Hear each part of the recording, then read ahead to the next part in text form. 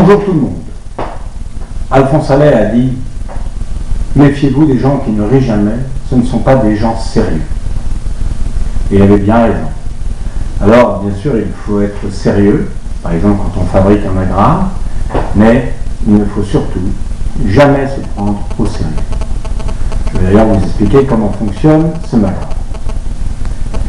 Dernier-né des techniques expérimentales d'expression scientifique, le agrafe donc est un extraordinaire appareil de synthèse dont la conception révolutionnaire bouleverse de fond en comble toutes les lois communément admises, tant dans le domaine de la physique thermonucléaire que celui de la gynécologie de l'espace. Entièrement réalisé en matière agnostique, autrement dit pour éclairer le profane en roubellure de plastronium saligovalent. Il se présente sous la forme néoclassique d'un triple solipède rectangle, c'est-à-dire d'un ictère octopolygonal à incidence ipso, facto, recto, métrique.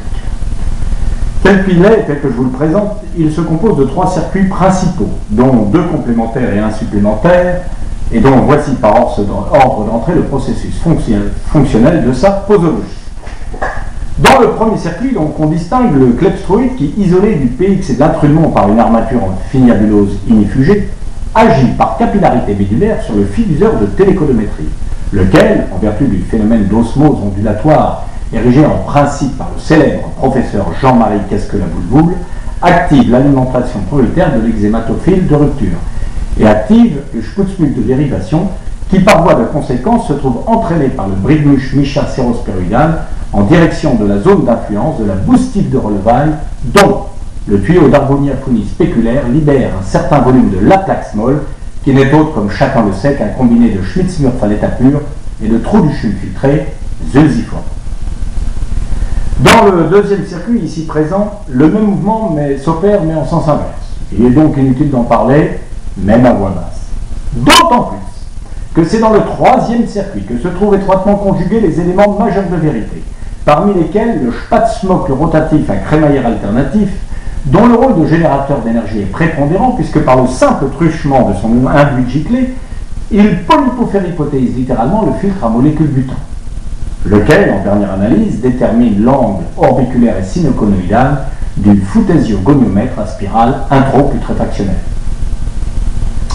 C'est à ce moment-là que se déclenche, sauf les dimanches et jours de fête naturellement, le bobinanomètre de diversion, qui, par le seul jeu de ses 3 pétasapiflons et de ses 2 poufiasatarifs, active l'alimentation prioritaire de l'exhématophile de rupture, ce qui permet d'assurer la self-saturation unilatérale de l'ufnuf à tête chercheuse et d'empêcher par là même la formation de cristaux de Nurtiflore de Barzanouf sur les parois tubulaires des pepsoïdos calcino-malfoireux.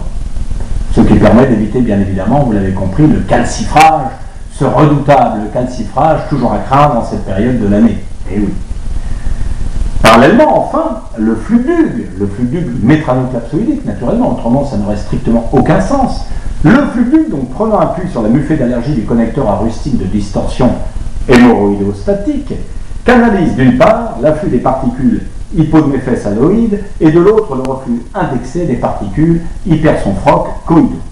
D'où élimination positive de toute interférence parasitaire, puisque l'ensemble de la vélomation des circuits est en dernier ressort simultanément contrôlé par l'amplificateur de Roupan et par, dans la bellure pathomotrice, la force extra-falsaroïdique, laquelle, comme nul ne l'ignore, est inversement proportionnelle au carré des ondes, talaire d'un con centrique. Tel est, dans ces lignes essentielles, le agrafe que les plus hautes autorités internationales s'accordent à reconnaître comme la plus étonnante découverte de notre temps, et qui, à l'instar de tout ce qui s'y-bas ne sert apparemment à rien, est appelé dans un avenir d'autant plus proche qu'il sera moins éloigné à servir de tout, ce qui est la moindre des choses, mais encore et surtout à n'importe quoi, y compris tout ce qui en découle, et le reste, tant dans le domaine du plus que parfait, du subjectif et du futur antérieur. Voilà, mes amis, une petite information sur le agrafe. J'espère que ça va vous aider pour en conclure la fabrication, comme j'ai réussi à le faire.